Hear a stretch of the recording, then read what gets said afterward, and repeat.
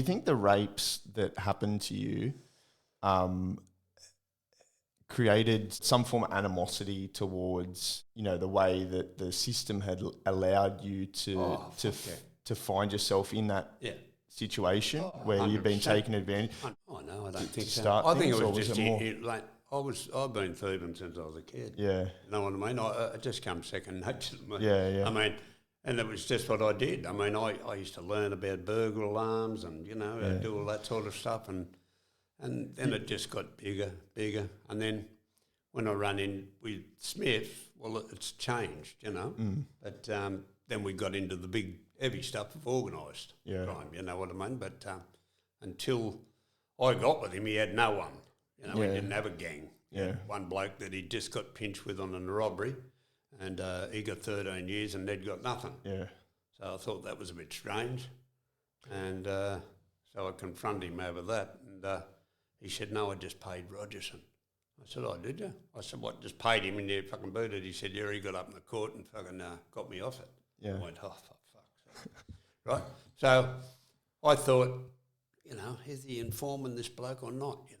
But he was such a big bastard and strong and big reputation. And that was a common theme, right? Like when you were younger, you hung out with a lot of guys who were a lot older than you, and they showed you 40 years or so. I always got with older blokes, and you know, same with Stan the Man when I run with him. I mean, they were 15 years on me, you know what I mean? But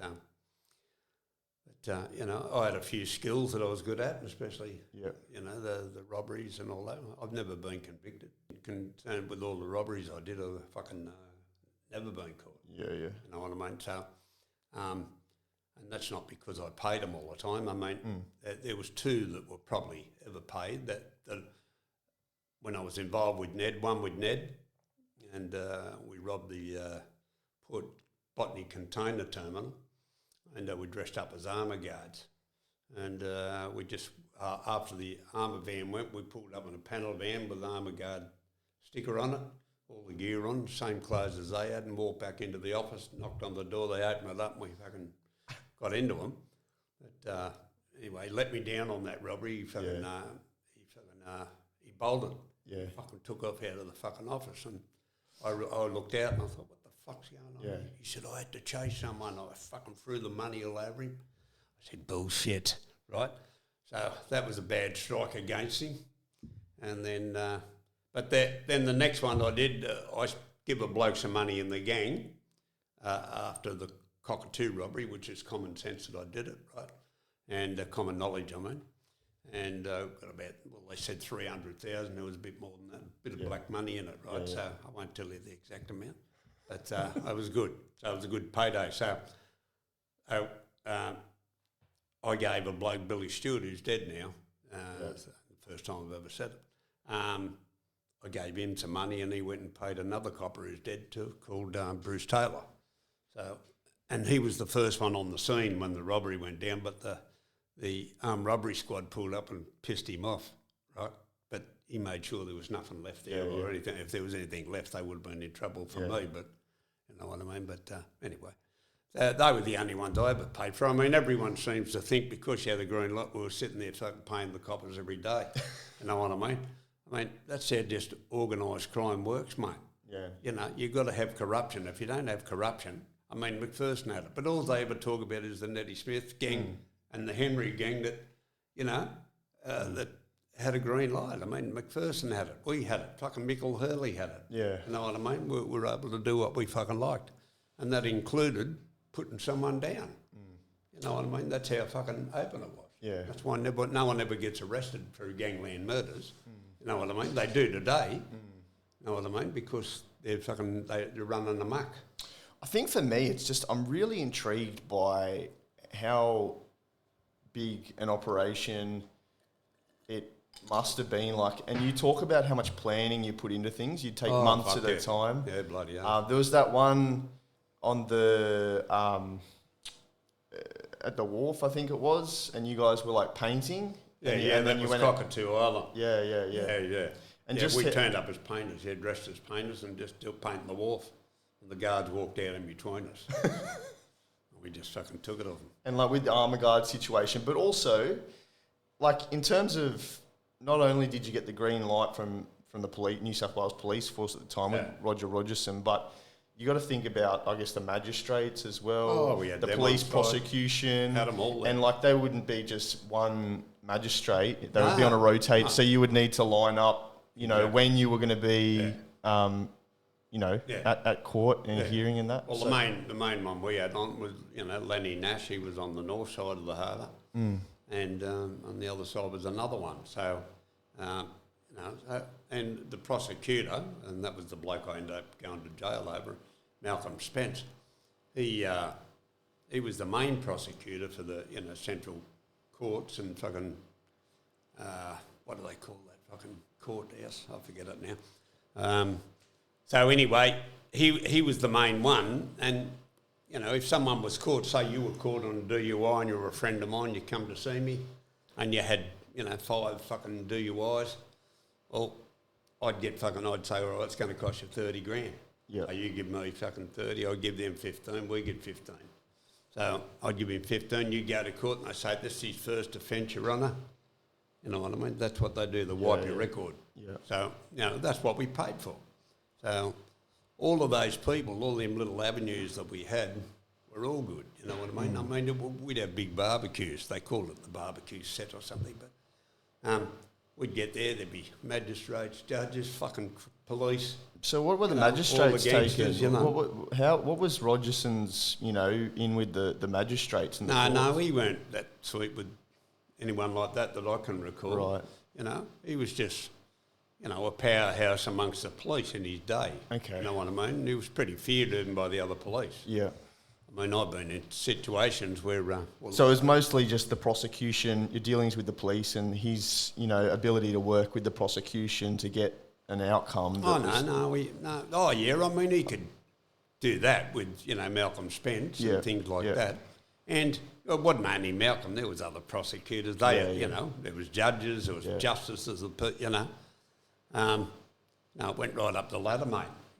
There was slings going everywhere, so... I mean, and that's what over the years, we probably turned over, fucking 100 million. But, when you're paying out stuff, you're putting money into a venture that fucking falls down or, importation or fucking bang and you lose $1 million or, know what I mean? So there was a lot of things like that. But, I guess him and I reckon in the 10 years I ran with Neb, probably... pulled about 25 mil each or something over the period. That was clear because, you've got the rest of the gang, you've got, and all the slings that you're doing and magistrates and fucking front in court yourself, or, and then paying to get out of that. So, that's how it rolled, mate, And we were talking about the ICAC investigation and how you actually got kicked out of the hearing at some point. Booted after 2.5 years in solitary confinement. The ICAC all came about when I was still outside on bail on the stabbing. I cut the throat of the fucking police prosecutor and stabbed him in the gut. And because he said something fucking out of school. Yeah. Talk us through that because I'll tell you what he did. He came to me one afternoon. We were down at Captain Cook Hotel.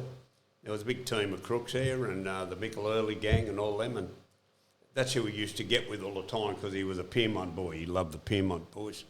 So we'd go over and see him. And anyway, we were having a drink and he said, someone told me, he said, you wrote a statement about me to the Internal Affairs.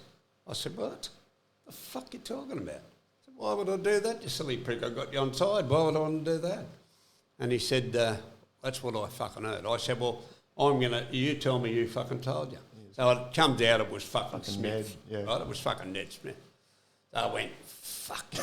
So I said, you better have a think about it. Go and double check your fucking, right?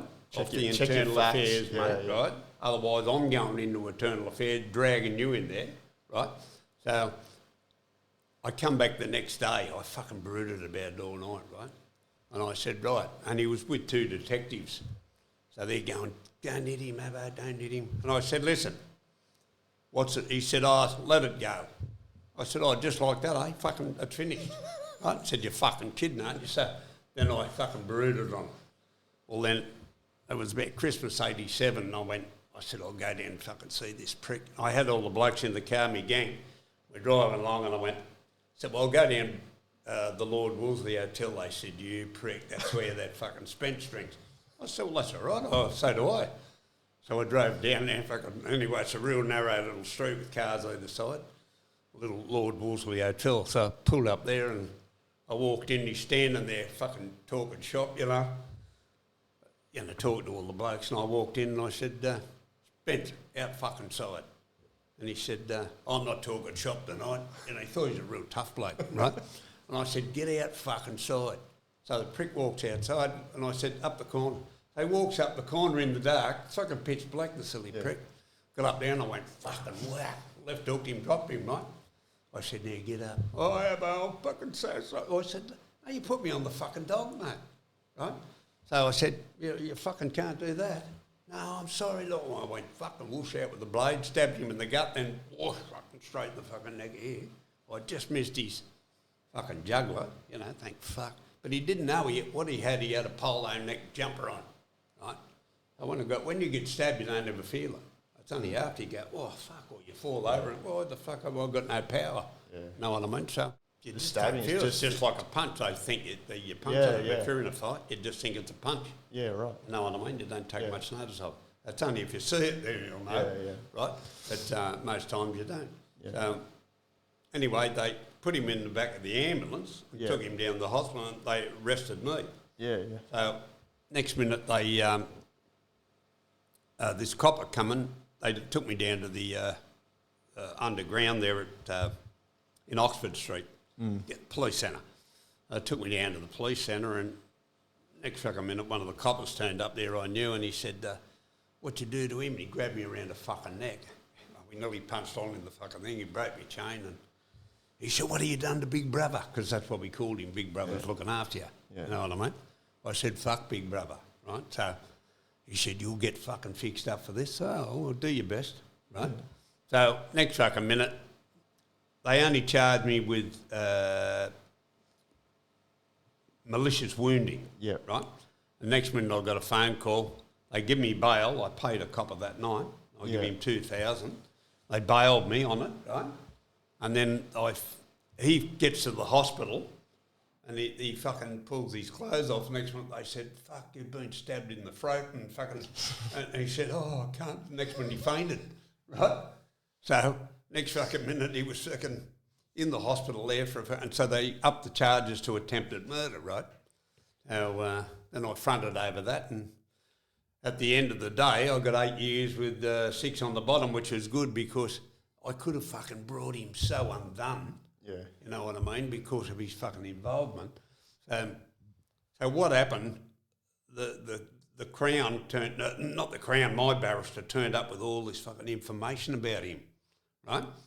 And so next minute they abandoned the trial, pushed the jury out of the room, and in comes all the fucking police fucking barristers from the Royal Commission, from the fucking... commissioners, police, they're all down there because they don't want it to go out in the public, right? So that's why I got the 8 years of the 6, right? Yeah.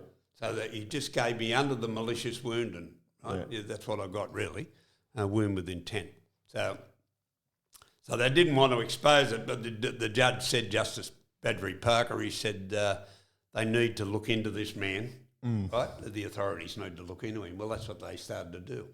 The ICAC grabbed hold of him and, all that sort of shit. And then I got involved because Neddy Smith had been, I was out on bail and I heard this fucking rumour he was seeing the ICAC and I thought, what the fuck's he doing? Yeah. Well, that worried the shit out of me because, I'd run with him for 10 years and this is 1990, right? Yeah. 1989. So just before I got sentenced. So I'm still out running around with my gang. I had another gang and, doing the robberies and all that sort of shit. And next minute I heard that and I thought, fuck, what's he doing? So I tried to sniff around and find a bit of stuff out and I heard that he was talking about, the crimes we'd done and all that. I thought, fuck. Next minute I got sentenced and I ended up at Long Bay in the same wing as him. And so I walked. Went into his. He asked me to come into his cell that night. He arranged it with the screws. I walked in there and I didn't like him at the time. You know what I mean? We'd had a fucking bad fallout. I wanted to fucking cut his head off, right? So I walked into the cell. I said, "Oh, how you going, mate?" "Ah, fucking mate, me." "Are you fucking mate?" Right? And I said, "Anyway, what are you doing seeing these fucking pricks?" Right? And he said, "Oh, I'm going to stick it up the cunt." He'd stand like this. He'd go, "Oh, I'm going to stick it up them." I go, "Oh, what for?" "What, because you can't do it anymore because you've got a life sentence, right?"